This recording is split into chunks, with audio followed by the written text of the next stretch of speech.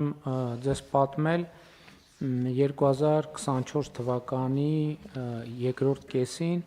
մարզերում և Երևանում իմ այցելությունների արդյունքում ձևավորված լարվածության մասին, որովհետև մենք գիտեք, որ տարբեր ծրագրեր ունենք աջակցության, և երբ որ մարզերում շրջում ենք, անզեն աչքով նկատելի է, որ մարդիկ անդադ ինչ-որ շինարարություններ են գնում, ինչ-որ բան են կառուցում, և իմ արձանագրումը այն էր, որ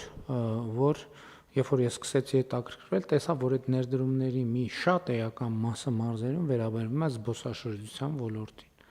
և երբ որ մենք սա արձանագրեցինք, իրականում շատ մեծ լարվածություն առաջացավ, ինչու՞,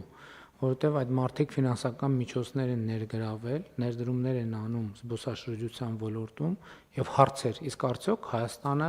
Հայաստանում լինելու է այնքան զբոսաշրջիկ, որ այդ բոլոր ներդրումային ծրագրերը ինչ-որ ձևով արդարացվեն, և շատ ուրախ եմ արձանագրել, որ տարվա ընթացքում եղան զարգացումներ, որոնք ինչպես տեսաք, իրենք զբոսաշրջային թվերի վրա ունեցան էական ազդեցություն։ Ես ուզում եմ մեր ուշադրությունը հրավիրել հետևյալ հարցի վրա։ Մենք ունեցել ենք երբևէ ռեկորդային տարի՝ մայիս, հունիս, հուլիս, օգոստոս, հոկտեմբեր, նոյեմբեր, դեկտեմբեր։ Ինչ բացատրություն ունի այս ամենը։ Նախ ուզում եմ մի քանի գործոն նշել այս թվերի և պոտենցիալի մեծացման առումով զբոսաշրջության ոլորտում։ Առաջինը, մենք այս զարգացումներին կարողանում ենք հասնել այն բանի պատճառով, որ այդ թվում չենք վախենում սխալվել և չենք վախենում սխալներից և չենք դադարում նաև մեր հնարավոր սխալները առավելության վերածել։ Դուք հիշում եք շատ հայտնի և սկանդալ հարուցած պատմությունը կապված Snoop Dogg-ի երևանյան համերգի հետ, որը իհարկե հրավիրվեց որոշակի պայմաններում և չեղարկվեց որոշակի պայմաններում, և բանը հասավ այնտեղ, որ դա ինչ-որ մի ժամանակ նույնիսկ մեր հարգարժան ընդդիմության համար հիմնական խոսույթի թեման էր, թե ինչպես Snoop Dogg-ի համերգ ասելով արդեն կարելի էր հասկանալ մեծ քաղաքական սկանդալ։ Բայց իհարկե հանգամանքները հիշում եք ինչ տեղի ունեցավ, բայց ինչ տեղի ունեցավ արդյունքում։ Մենք հետևականորեն աշխատեցինք այդ թեմայի վրա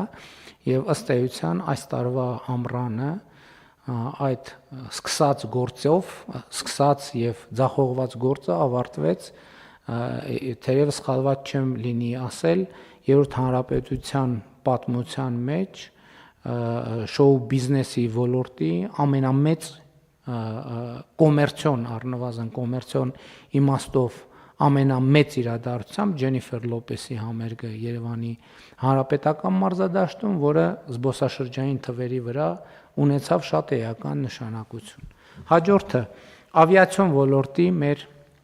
պրոբլեմները, որը մենք այս ընթացքում ունեցել ենք, բայց նաև այս դեպքում էլ մենք չենք դադարել խնդիրներին առերեսվել, խնդիրների հետևից գնալ, փորձեր անել, այդ թվում սխալվել, այդ թվում ձախողվել, բայց արդյունքում մենք այսօր ունենք մի իրավիճակ, երբ որ Հայաստանի ավիացիոն շուկան գնալով ավելի ու ավելի գրավիչ է դառնում թե տեղական, թե օտարերկրյա ընկերությունների համար, և մենք հիմա գործնականում ամեն ամիս լսում ենք հայտարարություններ տարբեր միջազգային ավիաընկերությունների կողմից դեպի Երևան և Երևանից թռիչքներ իրականացնելու մասին, և սա նույնպես շատ էական է։ Հաջորդը, երբ որ ես մտածում էի, թե այնուամենայնիվ էլ ինչ գործոններ կան, որ ազդել են զբոսաշրջության հոսքերի ավելացման վրա, ուզում եմ մեր ուշադրությունը հրավիրել այն փաստին, որ իմիջիայլոց զբոսաշրջիկը որոշում կայացնելիս ինքը կես ժամում որոշում չի կայացնում, որոշում կայացնելու համար իրան պետք է որոշակի ժամանակ։ Այդ որոշակի ժամանակը իմ կարծիքով արտահայտվել է նաև հետևյալ կերպ, երբ որ մարտի վերջին Հայաստանը և Ադրբեջանը հայտարարեցին խաղաղության համաձայնագրի շուրջ բանակցությունները հաջողությամբ ավարտելու մասին, արդեն մայիսին զբոսաշրջության թվերի վրա դա արտահայտվեց։ Եվ բնականաբար օգոստոսի 8-ի Վաշինգտոնյան գագաթնաժողովը իր հերթին լրացուցիչ խթան դարձավ և արդեն օգոստոսից հետո զբոսաշրջային հոսքերի վրա արտահայտվեց, եւ ես ուզում եմ մեր ուշադրությունը հրավիրել եւս մի հանգամանքի վրա, որ էլի այո սխալվելու եւ ձախողումների ճանապարհով մենք հանրային մեծ միջոցառումներ, բարձրորակ միջոցառումներ կազմակերպելու կարողություն ենք ձեռք բերել։ Էդ էլ պարզ բառ չէ, որովհետեւ այս ընթացքում մենք եղել են դեպքեր, երբ որ փորձել ենք պատշաճ որակի լավ միջոցառումներ կազմակերպել եւ միշտ չի որ դա ստացվել է, բայց հիմա ես արձանագրում եմ, որ մենք մասշտաբային հանրային միջոցառումներ բարձրորակ կազմակերպելու հնարավորություն ունենք եւ ես համոզված եմ, որ այդ միջոցառումների մասին հոլովակները, ռիլերը, որոնք հիմա շատ լայն տարածում են գտնում Հայաստանի որպես զբոսաշրջային ուղղություն դերը եւ գրավչությունը էականորեն մեծացնում են եւ սրանք գործոններ են, որոնց մասին մենք անպայման պետք է խոսենք։ Զբոսաշրջության ռազմավարությունը քննարկված է եւ քննարկել ենք աշխատանքային տարբեր ձևաչափերով եւ ես կարծում եմ, որ այո, դա նույնպես ուղենշային մի փաստաթուղթ է,